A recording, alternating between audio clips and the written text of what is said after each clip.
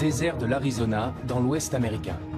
Ce trou immense, c'est le célèbre météore cratère. Un cratère en forme de bol de plus d'1 kilomètre de diamètre. La cause, la chute d'une météorite il y a 50 000 ans. Les météorites, ces fragments de blocs rocheux qui errent dans le système solaire et pénètrent dans notre atmosphère. Jusqu'à présent, très peu de moyens existaient pour les surveiller.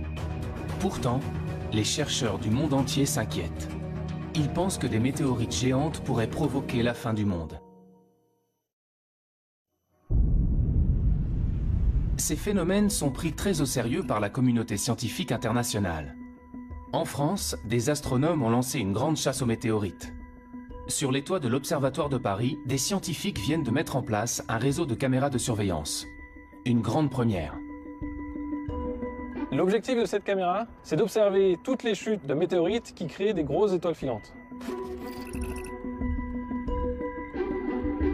Ces grosses étoiles filantes étaient jusqu'à présent la seule trace de météorites dans l'atmosphère.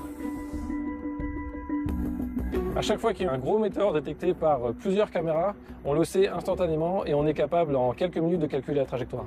Et donc en faisant ça, on est capable de savoir où et quand les météorites tombent en France. Tout le territoire est quadrillé.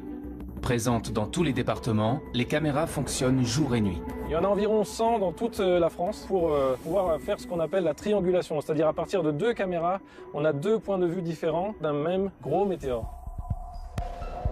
Ces caméras vont peut-être enfin dévoiler les secrets que renferment ces énigmatiques corps rocheux. Même si les astronomes savent que la plupart des météorites viennent de la ceinture d'astéroïdes située entre Mars et Jupiter, ils ignorent de quel endroit précis. Désormais, ces caméras pourront pister la source de ces météorites d'après leur trajectoire. L'idée, c'est de faire le lien entre la composition des objets qui tombent au sol et leur provenance dans le système solaire. Grâce à ce réseau, notre espoir, c'est de savoir d'où viennent les météorites qui tombent sur la Terre. L'Observatoire de Paris est l'un des acteurs clés de cette recherche. Et plus largement, c'est ici que l'on tente de percer les mystères de notre univers. L'Observatoire de Paris. En France, c'est le plus grand centre de recherche en astronomie et en astrophysique. Le deuxième plus grand au monde derrière celui d'Harvard aux États-Unis. Fondée il y a 350 ans, cette institution continue de faire d'incroyables découvertes et travaille avec les plus grands laboratoires mondiaux.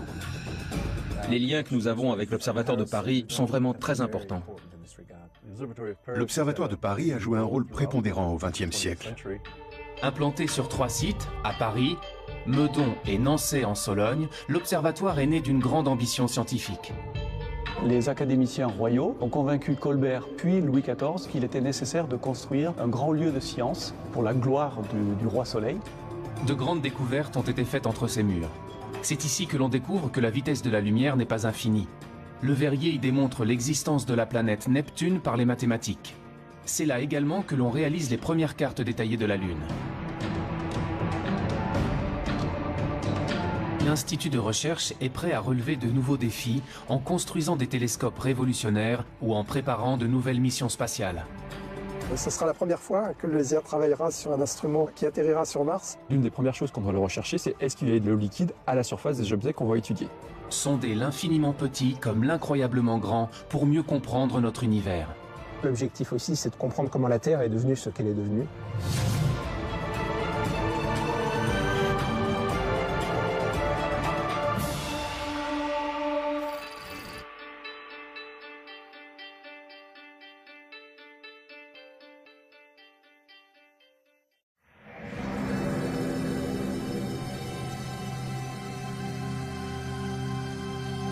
Nous sommes à l'ouest de la capitale, à Meudon. Sur les hauteurs de la ville, de majestueuses coupoles astronomiques dominent Paris. Fondé en 1876 par l'astronome Jules Janssen, le site de Meudon est rattaché à l'Observatoire de Paris depuis le début du XXe siècle. À première vue, l'endroit semble paisiblement endormi. En réalité, il abrite les projets scientifiques les plus ambitieux d'aujourd'hui. Ici, on ne se contente pas d'observer les étoiles. On prépare entre ces murs les grandes conquêtes spatiales de demain, en collaboration avec les laboratoires les plus renommés au monde. La nouvelle approche que permet le spatial, c'est à la fois un point de vue différent, d'être en dehors de l'atmosphère de la Terre, ce qui permet d'observer certaines longueurs d'onde qui sont inaccessibles au sol, donc de sortir de l'enfermement sur Terre qui était le lot des astronomes précédents. Grâce à certaines missions spatiales, on tente aussi de se prémunir de risques majeurs qu'encourt notre planète. Au LESIA, le laboratoire d'études spatiales, on participe justement au lancement d'un nouveau satellite, Solar Orbiter. Il quittera la Terre pour une destination un peu particulière, le Soleil, notre étoile. Un grand projet international développé par l'Agence spatiale européenne et la NASA. Solar Orbiter est une mission qui va permettre d'observer l'activité du Soleil sur place directement avec l'observation du Soleil dans certains instruments, mais aussi à distance avec les éjections de masse coronale, c'est-à-dire les éjections de matière solaire qui voyagent à travers le milieu interplanétaire et dont certaines peuvent arriver jusqu'à la Terre et perturber les télécommunications ou les satellites d'observation. En effet, notre étoile connaît d'impressionnantes éruptions. Des milliards de tonnes de matière solaire sont éjectées du Soleil à plus de 1000 km par seconde, avec des répercussions directes sur la Terre. Ces éruptions peuvent mettre en danger la vie des astronautes et ont déjà causé des coupures d'électricité géantes. Nous sommes une société technologique qui utilise de plus en plus d'instruments qu'on envoie dans l'espace et qui est soumis à l'influence de cette étoile, du Soleil. Ça peut endommager certains satellites, ça peut perturber les télécommunications, ça peut créer des coupures électriques généralisées à l'échelle de régions entières. Pour se prémunir de ces risques, l'Observatoire de Paris construit un instrument fondamental dans le cadre de cette mission. Le LESIA est impliqué dans le sonde spatiale Solar Orbiter par la production d'un instrument qui s'appelle RPW, qui est en charge de mesurer les ondes émises par les plasmas interplanétaires. La conception de cet instrument est maintenant presque terminée. Une fois le satellite lancé, il mettra plusieurs années pour atteindre le Soleil. Sa mission durera entre 7 et 10 ans et les premiers résultats ne devraient être connus qu'en 2022.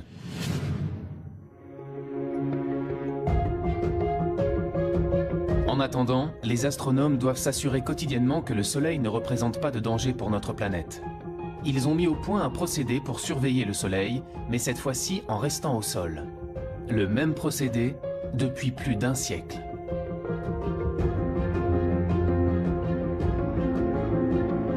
Ce qu'on fait depuis 108 ans, c'est qu'on prend des images du Soleil avec les instruments qui sont présents ici. Donc c'est-à-dire qu'on construit un catalogue de données que pourront exploiter plus tard, dans 108 ans, dans 350 ans, des chercheurs qui s'intéresseront à l'évolution à très longue durée du Soleil. Il s'agit véritablement d'un travail d'endurance qu'on essaye de donner aux générations futures. Tous les jours, sans exception, depuis plus de 100 ans, les astronomes prennent des photographies du Soleil. Un procédé relativement artisanal qui fonctionne grâce à ce que l'on appelle un spectrohéliographe. Sa mission, enregistrer les taches et les protubérances du Soleil.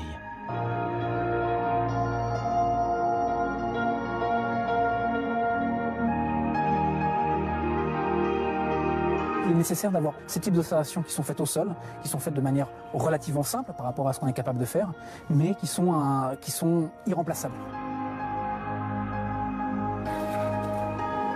Là, donc là, vous avez la photo en direct du Soleil, en lumière blanche. On est en période de descente d'activité, donc on n'a absolument pas de taches sur le Soleil aujourd'hui. S'il y a des taches, il peut y avoir des éruptions. S'il n'y a pas de taches, il n'y aura pas d'éruption. Et là, on est vraiment en descente d'activité solaire. Aujourd'hui, la photographie ne prend que quelques secondes et les résultats sont immédiatement informatisés. Mais cela n'a pas toujours été aussi simple. L'Observatoire de Paris a 350 ans. Ça fait à peu près 350 ans que certains chercheurs s'intéressent à étudier le Soleil. Mais à l'époque, ils avaient des méthodes où ils remplissaient des cahiers, où ils marquaient leurs observations. Section sur K, c'est la longueur d'onde, hein, surtout la longueur d'onde et l'heure du cliché. Là-dessus. 22 juillet 1929. Donc ça, c'est marqué tous les jours d'observation. Et pause aussi, 3 minutes, pause. Grâce à cette observation sur une très longue période, les astrophysiciens ont pu identifier avec précision différents cycles d'activité solaire extrêmement réguliers. C'est cette régularité qui leur permet de prévoir les fortes éruptions et les perturbations potentielles. Le Soleil est vivant, il y a des moments où il est plus actif et des moments où il est moins actif. Donc il y a un premier cycle, qui va être le cycle qui est très bien connu, qui est le cycle de 11 ans, où Au début du cycle, petit à petit, il va y avoir de plus en plus d'éruptions jusqu'à un maximum. Et puis à nouveau, pendant quelques années, la fréquence des éruptions va diminuer jusqu'à ce qu'on arrive à un minimum où il n'y aura aucune éruption. Et puis ce qu'on est en train de découvrir, c'est qu'il y a aussi un cycle plus long, qui aura une centaine d'années, où pareil, il y a une modulation de l'activité du Soleil. Mais pour cela, il faut arriver à étudier le Soleil sur des périodes qui sont très longues, qui dépassent même la vie humaine. C'est ce qu'on fait ici, à l'Observatoire de Paris. Donc ça fait seulement sur ces cycles de 100 ans, on n'en a vu que 3 à l'heure actuelle. Souvent dans la recherche, il s'agit d'une course de vitesse, il s'agit de voir plus loin, voir plus petit. Ici, on est plus dans une course d'endurance. C'est-à-dire qu'il faut additionner des données sur des années et des années qu'on va transmettre aux générations futures pour que plus tard, les chercheurs qui travailleront sur ces problèmes dans 350 ans puissent, eux, comprendre mieux comment fonctionne notre étoile. Comprendre comment fonctionnent les étoiles et notre univers, repousser les limites de la connaissance, ont toujours été les raisons d'être des différents sites de l'Observatoire. Lorsqu'il est fondé en 1667, l'Observatoire de Paris devient rapidement un lieu fondamental pour la science, nourri par de grandes ambitions. Grâce à leurs connaissances, les scientifiques établissent pour la première fois des cartes maritimes et terrestres. Un projet révolutionnaire pour l'époque.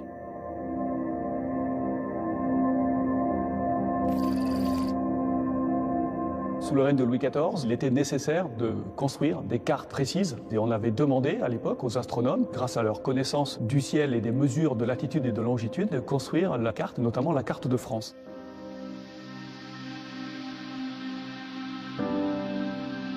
Au XVIIe siècle, connaître l'étendue du territoire et savoir s'y repérer est en effet un enjeu essentiel pour le commerce et la guerre.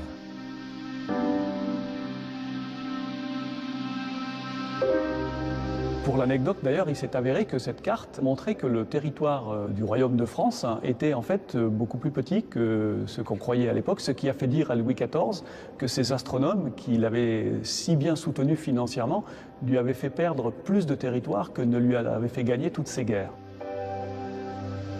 Cette carte, qui nécessite 60 ans de travail, représente une véritable innovation scientifique. C'est la première fois que l'on s'appuie sur la triangulation pour concevoir la représentation exacte du territoire. Et cette carte prend comme point zéro géographique une ligne méridienne, une ligne droite scindant le territoire en deux. C'est d'ailleurs en suivant cette ligne nord-sud que l'Observatoire de Paris a été construit.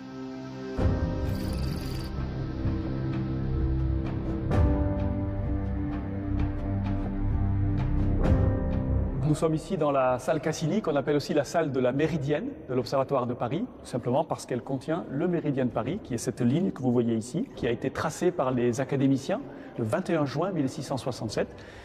Ces académiciens qui ont donné comme instruction à l'architecte Claude Perrault de construire un bâtiment symétrique par rapport à cette ligne. Cette salle majestueuse, en fait, est un gigantesque instrument de mesure. En haut, ici, vous avez une ouverture avec une petite optique qui permet de projeter l'image du Soleil sur le sol. L'été, le Soleil est très haut sur l'horizon et par conséquent, l'image du Soleil se projette de ce côté de la salle. L'hiver, il est très bas et l'image du Soleil se projette complètement de l'autre côté de la salle. Et entre les deux, l'image du Soleil fait un aller-retour. Et donc tous les jours, à midi vrai, on peut mesurer précisément à quel endroit cette image traverse le méridien. En projetant l'image du Soleil sur cette ligne, les astronomes de l'Observatoire ont pu démontrer que l'axe de rotation de la Terre s'inclinait sur son orbite. Ils ont également pu établir une mesure précise du temps grâce à cette ligne méridienne. Pendant presque tout le XVIIIe siècle, les astronomes ont mesuré précisément, jour après jour, année après année, la position du Soleil sur le méridien à chacun de ses passages. À la fin du XIXe siècle, les transports se développent fortement et une heure universelle doit être adoptée. La suprématie anglaise dans le commerce maritime fait gagner le méridien de Greenwich. Mais l'Observatoire reste l'un des maîtres incontestables du temps et définit encore l'heure légale française. La mesure du temps, c'est une des raisons majeures de la fondation de l'Observatoire de Paris. Dès la fin du XIXe siècle, les astronomes de l'Observatoire fabriquent le temps grâce aux horloges mécaniques. Et à l'époque, cela se passe dans les galeries souterraines de l'institution. Voilà, nous arrivons tout en bas des cases de l'Observatoire. Et ici, nous allons aller vers les salles où étaient entreposés donc les laboratoires. On stockait les horloges donc mécaniques puis à quartz au sous-sol parce que ici la stabilité de température, comme on est très profond, est très bonne tout le long de l'année. Elle fluctue quasi pas beaucoup moins qu'1 degré. Tous les systèmes mécaniques de précision ou les systèmes à quartz, ils sont très sensibles aux fluctuations de température. Donc ça change un petit peu la fréquence, la vitesse d'écoulement mesurée par l'horloge. Voilà. Donc plus c'est stable, mieux c'est. Et ici, personne ne passe, personne n'ouvre de porte, personne ne vient. Voilà. Ça s'est terminé dans la deuxième moitié du XXe siècle, au moment où toutes ces horloges ont été remplacées finalement par les horloges atomiques. Les horloges atomiques. Une véritable révolution scientifique développée dans les années 60. Dans des salles protégées comme des bunkers, à l'abri de la lumière et de la chaleur, l'observatoire définit le temps grâce à l'oscillation régulière de certains atomes. Ici, nous sommes dans une pièce où nous avons une horloge atomique. Elle sert à réaliser la définition de la seconde. Et cette définition, elle est basée sur une définition par rapport à l'atome de césium, qui est de exactement 9 192 631 770 par seconde. Les atomes de césium ont la propriété de se mouvoir selon un mouvement de va-et-vient, une oscillation extrêmement régulière. Et nous, ce qu'on fait dans cette horloge, c'est qu'on va compter cette oscillation et donc être capable de réaliser exactement 1 seconde. Lorsqu'il passe d'un niveau d'énergie à un autre, l'atome de césium émet une fréquence immuable du rayonnement électromagnétique qui détermine la seconde. Et une fois qu'on sait très bien réaliser cette seconde, ensuite il y a d'autres systèmes par ailleurs qui vont compter les secondes pour réaliser la minute, l'heure et le temps en continuant à compter. Pour mesurer cette seconde, on provoque cette oscillation dans cette pièce isolée de toute perturbation. Pour contrôler ces atomes, on les refroidit, ça veut dire qu'ils sont très lents. On va les lancer, ils sont sous vide. C'est comme quand vous lancez une pierre. Ils vont monter, retomber, et pendant toute cette interrogation, presque 1 seconde en fait, pas tout à fait, on va mesurer cette oscillation. Donc on va faire des mesures ensuite répétitives, et ça va nous permettre de parfaitement fixer l'intervalle de temps, qui est à la base de la réalisation de l'ensemble ensuite de notre échelle de temps.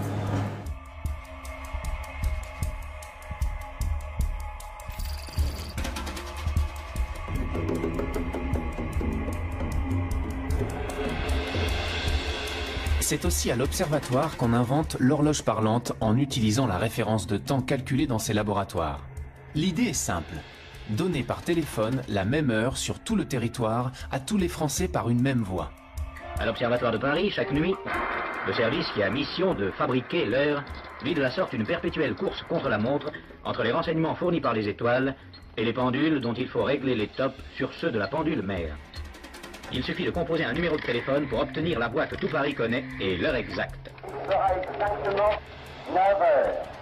9h40. Merci.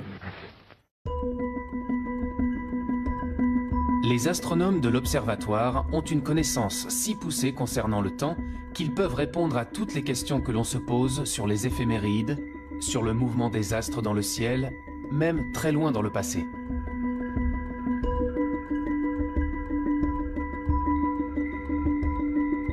On a des personnes qui se posent des questions quand même un petit peu profondes, donc sur l'espace qui nous entoure, sur le temps. On a des demandes très spécifiques, ou d'historiens ou d'archéologues. Ils ont découvert en fait une inscription qui gravait dans la tour même de la cathédrale de Nevers, à la Saint-Michel, 1606, fut éclipse à 1h après-midi et fut nuit claire. Par rapport à ça, j'ai fait des recherches, il n'y avait pas d'éclipse, en tout cas en 1606. Par contre, il y en avait une qui pouvait être favorable, correspondre à celle-là, c'était l'année précédente, en 1605. Donc nous, actuellement, avec les théories dont on dispose, on est effectivement en mesure de calculer l'état du ciel à un instant donné quelconque. Donc par exemple, remonter le temps jusqu'à 5000 ans en arrière. C'est pour ça qu'on a souvent des questions qui nous proviennent d'historiens ou d'archéologues, qui travaillent effectivement sur du matériau qui est aussi ancien que ça. Je reçois des demandes électroniques par mail et également du courrier. Donc celle-ci, elle provient d'un monsieur qui s'est posé une question toute simple. Il suppose un vaisseau spatial qui va accélérer continuellement à une accélération égale à l'accélération de la pesanteur, celle qui nous tient sur la Terre. Et en disant, à partir de ça, combien de temps va mettre ce vaisseau spatial pour atteindre une vitesse égale à la vitesse de la lumière, et à quelle distance de la Terre cette vitesse sera atteinte. Alors il a fait le calcul, et puis il me demande juste de vérifier si son calcul est correct. Il signe d'ailleurs par Carpe Diem. Alors Bon, carpe diem, hein, on sait tout ce que ça veut dire. Donc le monsieur, c'est quand même un monsieur qui est connu. Bon, il est en prison, je crois, depuis les années 70. C'est un tueur en série. Je reçois aussi des courriers de tueurs en série. J'essaye de répondre à tout et à tout le monde. Donc le monsieur en question, je lui ai répondu, son calcul était juste, à peu près juste. Donc c'est pour dire que vraiment dans ce service, on a de tout. On a du très sérieux et puis on a du loufoque, de l'insolite, de toutes sortes de choses, quoi.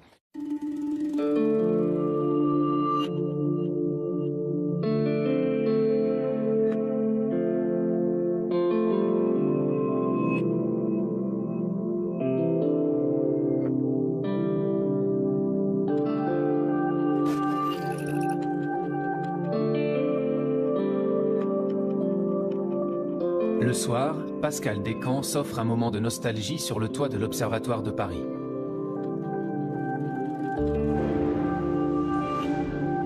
La lunette Arago, le plus célèbre instrument de l'Institut d'astronomie, marche toujours parfaitement.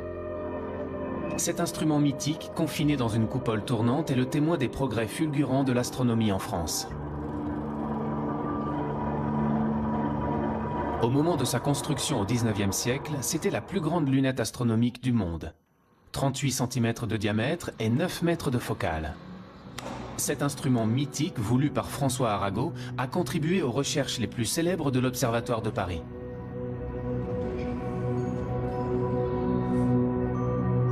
Voilà, parfait.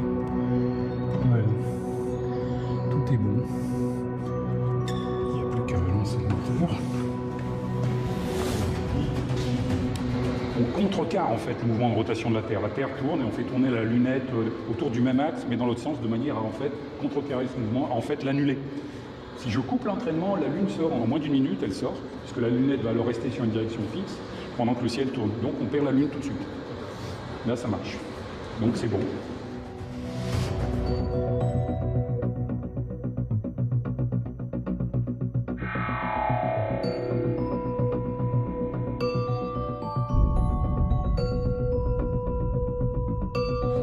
On sent vraiment le relief lunaire de façon assez impressionnante.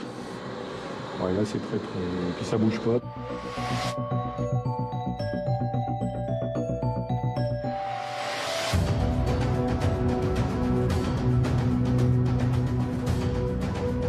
Depuis l'âge d'or de la lunette Arago, des pas de géant ont été faits en astronomie.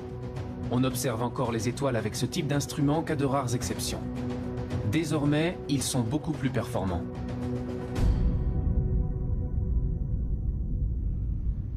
Pour obtenir une meilleure vision des astres, on construit des réseaux de télescopes utilisés par des équipes de recherche de différents pays. Astronome à l'Observatoire de Paris, Vincent Coudet du Foresto travaille justement depuis 15 ans sur un réseau de télescopes construit aux États-Unis.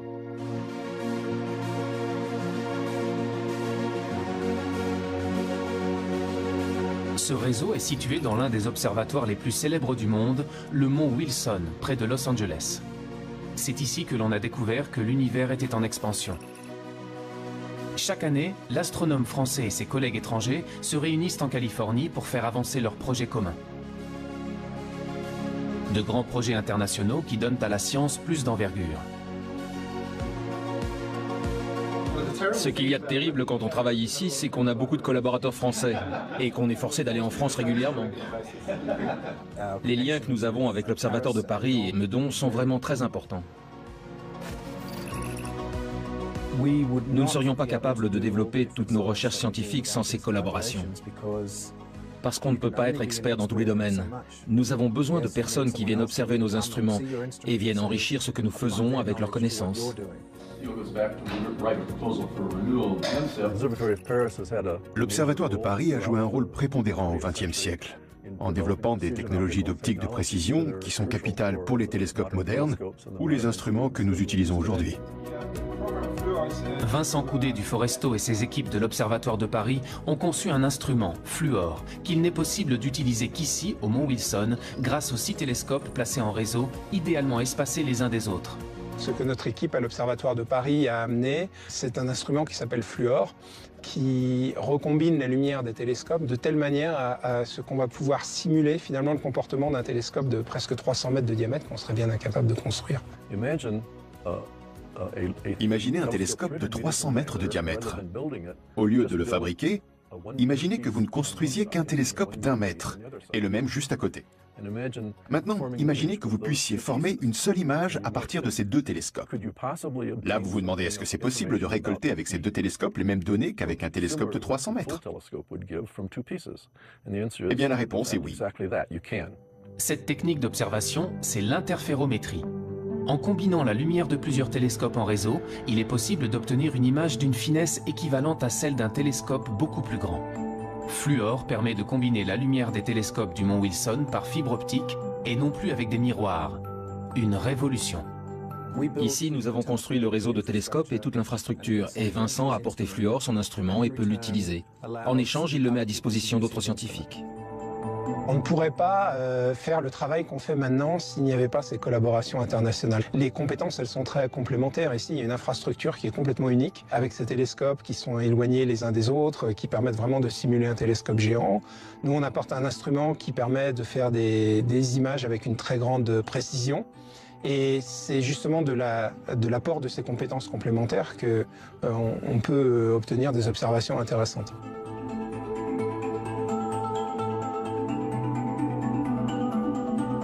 Quand on regarde une étoile avec un télescope, c'est un point. Toutes les étoiles apparaissent comme des points parce que même les plus grosses des étoiles sont trop petites pour être résolues par les télescopes. Et donc il faut un interféromètre pour voir les étoiles autrement que comme des points, pour voir des choses à la surface des étoiles.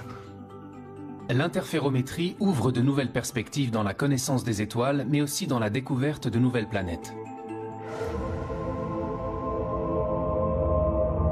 Parmi les projets qu'on a avec Fluor, il y en a un où on va regarder l'environnement des étoiles, ce qui se passe autour des étoiles. Et on sait que les étoiles, notamment quand il y a des systèmes planétaires, il y a des poussières qui restent en orbite autour de l'étoile et qui diffusent une sorte de lumière de halo. Et pour nous, ces lumières, c'est un peu la trace, c'est un peu la signature d'un système planétaire qui peut se trouver derrière. La signature d'un système planétaire comme celle d'exoplanètes, des planètes situées hors du système solaire, et que les astronomes découvrent par centaines depuis 20 ans.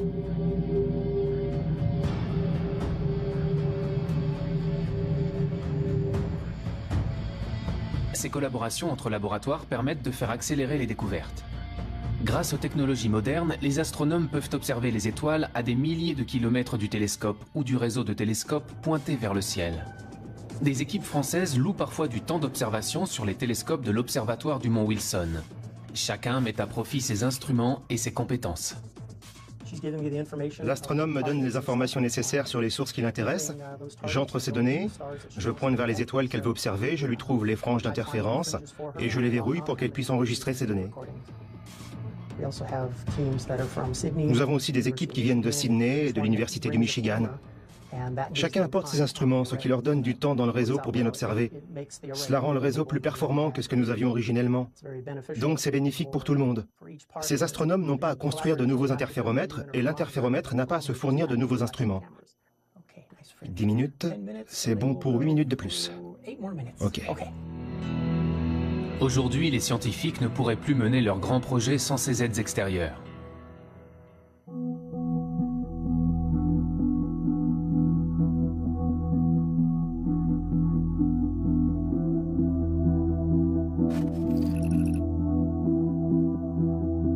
La recherche, c'est l'échange d'idées, et donc l'échange, la confrontation, la critique, et de la critique naît de nouvelles idées. Donc si on est tout seul dans son coin, en général, on n'arrive pas à grand-chose. En tout cas, on a besoin d'être à certains moments seul dans son coin pour réfléchir, mais si on ne confronte pas ces idées à la communauté à un moment ou à un autre, de toute façon, on n'avancera pas. Les découvertes futures nécessitent des moyens extrêmement importants qu'aucun pays au monde n'est capable de mettre sur la table tout seul. Donc on peut dire que tout ce qui était facile a déjà été fait, si vous voulez, et pour aller plus loin maintenant, il faut développer ces grands projets beaucoup plus complexes et beaucoup plus coûteux. Aujourd'hui, de nombreux pays rassemblent leurs forces pour résoudre la grande question de l'humanité. Sommes-nous seuls dans l'univers? Existe-t-il de la vie extraterrestre? Une planète pourrait apporter des réponses et obsède les chercheurs du monde entier. C'est Mars, la planète rouge. Après le succès de la mission menée sur Mars en 2012 et le lancement du rover Curiosity, les astrophysiciens espèrent que la planète rouge répondra enfin à leurs questions. Avec la NASA et une dizaine de laboratoires en France, les chercheurs de l'Observatoire de Paris participent à l'une des missions les plus attendues, la mission Mars 2020. La mission Mars 2020 est la mission qui va continuer d'explorer la surface martienne à la recherche de l'eau passée, de la minéralogie passée et de la biologie, de la possible existence de vie à la surface de Mars. L'une des premières choses qu'on doit rechercher, c'est est-ce qu'il y a de l'eau liquide à la surface des objets qu'on va étudier. Pour répondre à cette question, les astrophysiciens de l'Observatoire de Paris conçoivent un petit instrument placé sur la caméra du rover. Nous travaillons ici sur une partie des détecteurs et sur toute l'ingénierie système de la caméra qui sera placée au bout d'un mât sur cette mission spatiale. On fabrique un petit instrument qui est un spectromètre infrarouge qui va nous permettre de faire la spectroscopie de la surface martienne. En fonction des différentes couleurs qui seront présentes, on sera capable de dire quels sont les minéraux qui sont présents à la surface de Mars et éventuellement même en quelle quantité. On va aussi essayer de voir s'il y a de la matière organique à la surface de Mars.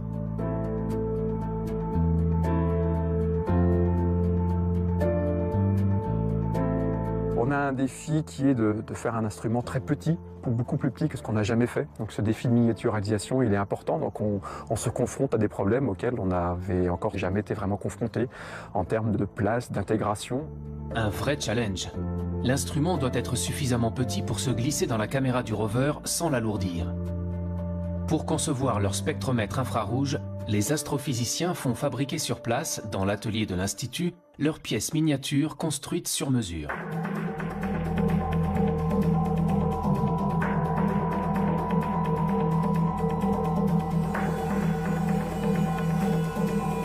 Il a fallu trouver une place au sens physique, où est-ce qu'on se met exactement. Il a fallu aussi trouver comment on branchait nos fonctions, de l'électronique, quelle masse on apportait. Il ne fallait pas apporter trop de masse, parce que sinon on aurait été trop lourd, on n'aurait pas pu être au sommet du mât du rover. Donc on a tout ce genre de contraintes qui nous empêchent de faire exactement tout ce que l'on veut et nous restreignent dans nos objectifs scientifiques. Ce sera la première fois que le LESIA travaillera sur un instrument qui atterrira sur Mars et c'est pour nous un nouveau challenge. Un nouveau challenge que l'Observatoire doit remporter. Les équipes n'ont pas le droit à l'erreur. Maintenant que l'étape de fabrication de l'instrument est terminée, les chercheurs lui font subir une série de tests et de vérifications. L'instrument est placé dans les conditions extrêmes de l'espace et de la surface martienne. Sachant qu'il peut faire jusqu'à moins 133 degrés sur Mars, il doit résister à un univers hostile. Pouvoir se dire qu'un petit morceau de métal et d'optique qu'on a créé se retrouve dans l'espace, c'est quelque part quelque chose qui nous rend très fiers.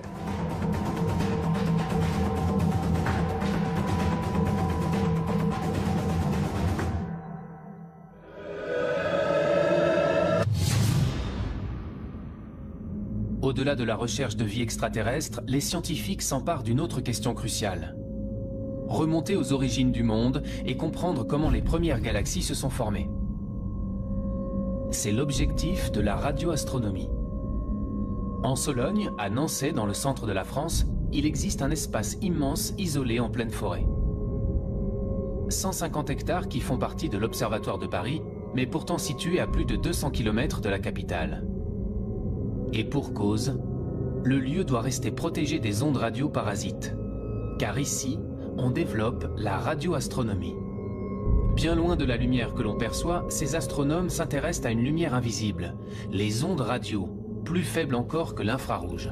Il faut savoir que dans l'univers, il y a un tas d'astres qui vont émettre dans toutes les longueurs d'onde. Donc la radioastronomie va s'intéresser justement à observer ces astres ou tous les phénomènes célestes inimaginables dans le domaine des ondes radio.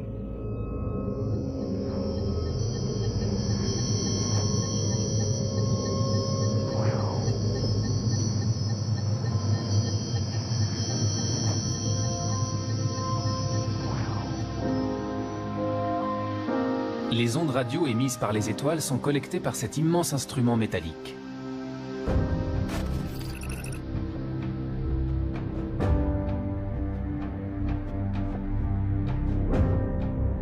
C'est l'un des plus grands radiotélescopes du monde. Avec ses 40 mètres de longueur, il a une surface collectrice de 8000 mètres carrés. Il observe l'univers à basse fréquence et permet l'étude des galaxies, des enveloppes d'étoiles ou encore des comètes.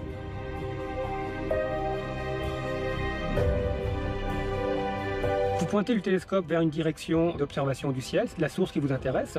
Donc le rayonnement arrive sur ce qu'on appelle un miroir qui va être mobile. Il réfléchit ce rayonnement sur un miroir fixe qui lui-même va réfléchir ce rayonnement dans un chariot où se trouve le récepteur. Ici, on peut voir presque l'intégralité du ciel, bien sûr, de notre hémisphère. Les ondes à basse fréquence correspondent à celles d'astres très éloignés et qui ont mis beaucoup de temps à nous parvenir, donc très anciens. La radioastronomie permet de remonter le temps et d'accéder aux origines de l'univers. Quand vous avez un objet émetteur en ondes radio qui s'éloigne de vous, cette fréquence, ce signal caractéristique va être décalé vers les basses fréquences. Et donc, ainsi, vous allez pouvoir étudier l'hydrogène dans l'univers lointain. C'est pour ça qu'actuellement, il y a des projets qui se développent à très basse fréquence, parce que ce qui permet d'étudier l'univers quand il était très très jeune, donc quelques centaines de millions d'années par exemple. C'est également grâce à la radioastronomie que l'on a découvert les pulsars issus de l'explosion d'étoiles en fin de vie. Les pulsars nous ont donné de nouvelles indications sur la structure de la Voie lactée. Désormais, les chercheurs veulent aller encore plus loin dans l'observation des astres grâce à des radiotélescopes de nouvelle génération comme Nénuphar.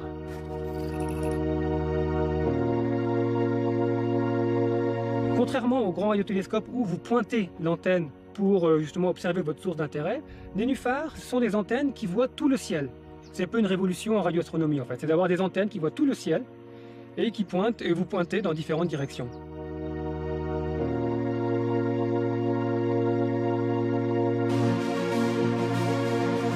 Ce réseau de 1824 antennes à très basse fréquence va permettre d'étudier l'univers quelques millions d'années après le Big Bang, la formation des galaxies. De nouvelles découvertes majeures en perspective.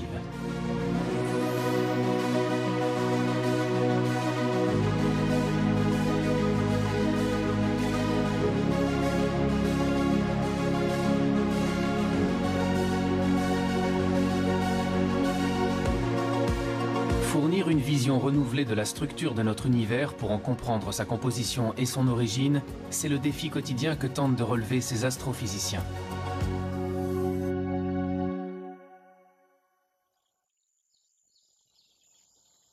Depuis peu, l'Observatoire explore également le ciel dans les plus hautes énergies, à l'autre extrémité du spectre électromagnétique, bien au-delà de la lumière visible.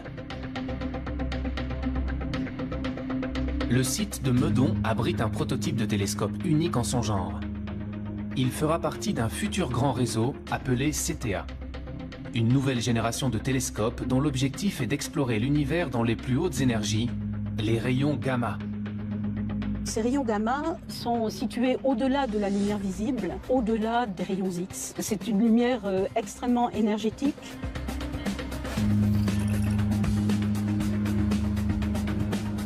CTA va pouvoir observer des photons gamma qui ont des énergies de 10 puissance 10 à 10 puissance 14 fois plus grandes que l'énergie de photons optiques. Donc on voit qu'on touche là à un domaine qui est tout de même très loin de notre perception directe, personnelle. Grâce à une technologie interposée, on va pouvoir imaginer des façons de mettre en évidence ces rayons gamma et de les étudier, et du coup de devenir sensible, disons, en tant que civilisation technologique, on est devenu sensible aux rayons gamma de très hautes énergies. À ce stade du projet, les chercheurs sont encore en phase de test sur le prototype. Mais bientôt, plusieurs dizaines de télescopes comme celui-ci collecteront partout dans le monde ces rayons gamma. Ce que les télescopes vont observer, ce sont des flashs de lumière émis par des gerbes de particules. Des particules produites par les rayons gamma lorsqu'ils pénètrent dans l'atmosphère. On va pouvoir faire l'image de ces gerbes atmosphériques. Et donc ça va faire une sorte de cascade de particules qui va descendre petit à petit vers le sol. Et dans cette gerbe atmosphérique, il y a justement des particules très rapides qui vont émettre un flash bleuté très ténu qui va être détecté par les caméras des télescopes Cherenkov. Et on voit les produits que son entrée dans l'atmosphère a généré et le rayonnement qui en résulte au bout du compte. Il faut avoir une résolution temporelle pour suivre l'évolution de ces flashs de l'ordre de la nanoseconde. Donc la nanoseconde, c'est 1 milliardième de seconde. Lorsque la nuit tombe, les tests d'observation peuvent commencer. L'équipe est composée de chercheurs du monde entier, chacun étant spécialisé sur une partie du télescope. Au total, 30 pays et 1200 scientifiques sont engagés dans ce projet hors norme. Ils espèrent tous repérer des cascades de particules dans le ciel de Paris.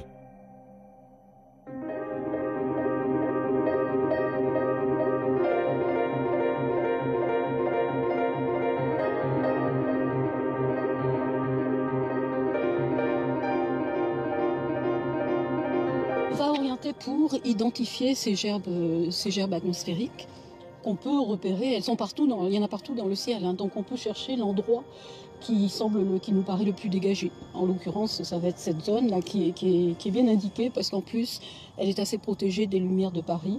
Et là, elle n'a pas de nuages, donc on va pointer dans cette direction.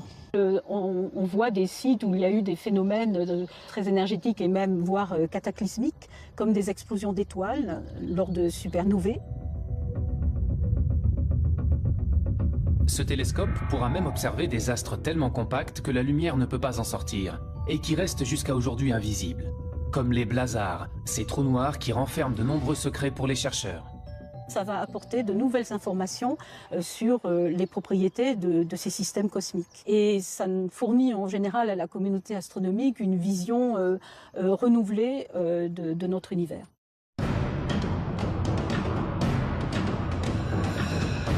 Grâce à tous ces nouveaux instruments ultra perfectionnés et des connaissances toujours plus poussées, les astrophysiciens peuvent observer le ciel dans les plus basses fréquences comme dans les plus hautes énergies. Mais ils se confrontent toujours à une limite, celle de la formation de notre univers. Aujourd'hui, on n'est pas capable en fait de remonter aux premières sources, à l'origine, à nos origines. On a besoin d'observer des galaxies de plus en plus lointaines, beaucoup plus distantes. Et pour cela, eh bien, il faut des instruments de plus en plus puissants. L'instrument d'observation le plus puissant, c'est le projet futuriste ELT, Extremely Large Telescope. Un télescope européen géant, le plus grand télescope au monde, celui qui va peut-être réussir à remonter le temps jusqu'à l'origine de l'univers. Là, le but, c'est vraiment d'aller jusqu'au bout, d'aller vraiment étudier physiquement en fait, les premières sources de l'univers. C'était quoi d'abord? Est-ce que c'était des galaxies? Est-ce que c'était des amas d'étoiles? Est-ce que c'était autre chose? Des étoiles même, simplement, en explosion? C'est un télescope qui va être installé dans les années 2020. Ça consiste à prendre tous les grands télescopes existants sur la Terre aujourd'hui, c'est-à-dire 15 grands télescopes de 10 mètres, les mettre ensemble, combiner leurs miroirs et d'en faire un seul. Ces 39 mètres de diamètre, on doit les installer sous une coupole, ce qui fait que la coupole représente à peu près l'équivalent de 3 arcs de triomphe superposés. C'est l'un des projets européens les plus ambitieux en matière d'observation au sol.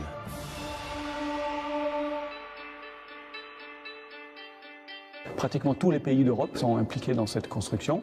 Et nous, à l'Observatoire de Paris, on est particulièrement impliqués dans la construction d'instruments qui se mettent au foyer du télescope.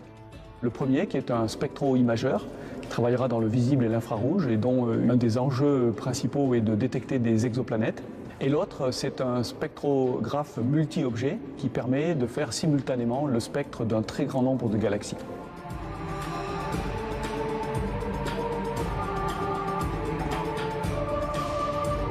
Il y a plus de 100 milliards de galaxies dans l'univers. Alors chacune de ces galaxies contient plus de 100 milliards d'étoiles. Rassurez-vous, on ne veut pas analyser les 100 milliards, mais on veut au moins avoir un aperçu, je dirais, de comment elles sont constituées. Et pour ça, il nous en faut beaucoup plus qu'une. Il en faut plusieurs centaines. On va pouvoir mesurer la composition des objets, de quoi ils sont faits. Dans le même temps, on va aussi voir comment ces objets se meuvent. Et on va regarder en fait les mouvements de cette galaxie. Donc en fait, on va refaire un bilan complet de l'univers, mais surtout un bilan complet de l'univers et de son évolution, de comment il était dans le passé.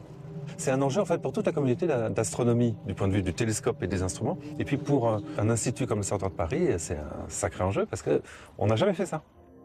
À l'image de la construction de ce télescope géant, il reste encore d'incroyables défis scientifiques à relever pour répondre à l'ultime question: d'où venons-nous?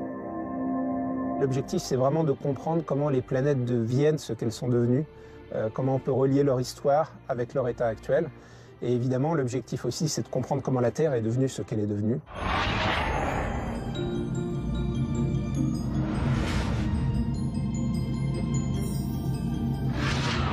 Imaginez par exemple un archéologue, il pourrait étudier par exemple toutes les espèces d'évolution, par exemple si on s'intéresse à l'évolution de l'homme, vous auriez à votre disposition toutes les différentes étapes. Mais on peut comme ça maintenant remonter à des objets qui ont quelques centaines de millions d'années, donc c'est-à-dire un univers qui est très très jeune. On a exploré le ciel en radio, en infrarouge, en ultraviolet, en rayons X et en rayons gamma. Donc là, on a balayé tout le spectre électromagnétique et maintenant l'astronomie moderne peut utiliser des informations sur le ciel venant de tous ces domaines. Et dans chacun de ces domaines, il y a eu un renouveau complet qui fait qu'aujourd'hui encore, l'astrophysique reste une science extrêmement active et en complet renouvellement.